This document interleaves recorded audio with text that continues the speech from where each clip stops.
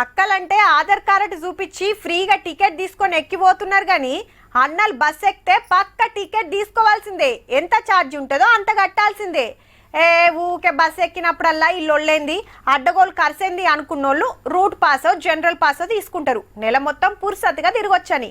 ఇక బస్ ఎక్కి పాస్ చూపిస్తే అయిపోయి మళ్ళా ఖర్చు సుత తగ్గుతుంది. అగో అచ్చం అట్లనే టోల్ గేట్లు దాటుడు సుత అలకగైతుండొచ్చు. అట్లెట్లా అంటే ఇగో గిట్లా 15 ఆగస్టు పూట ఫాస్టాగ్ ఏడాది పాసులు పంచుడు చాలా అయిందబ్బా. ఓ 3000 కడితే చాలు గీ పాస్ వస్తది. ఇక 365 రోజులు బిందాస్ గా తిరగొచ్చు. అట్లాని ఊకుకే పోతామంటే నడవది. 200 ట్రిప్పులు దాకనే ఛాన్సు. ఎన్ని టోల్ గేట్లు దాటితే అన్ని ట్రిప్పులు తిరిగినట్టు లెక్క. ఇప్పటిదాకా టోల్ గేట్ దాటాలంటే 50 నుంచి 100 రూపాయల దాకా చదివించుకునేది. అట్లా 10,000 అవుతుండే. ఇట్లా 7,000 తోటే ఓడుస్తది అంటుండ్రు. మరి పాస్ ఏడగొనాలే అంటారేమో.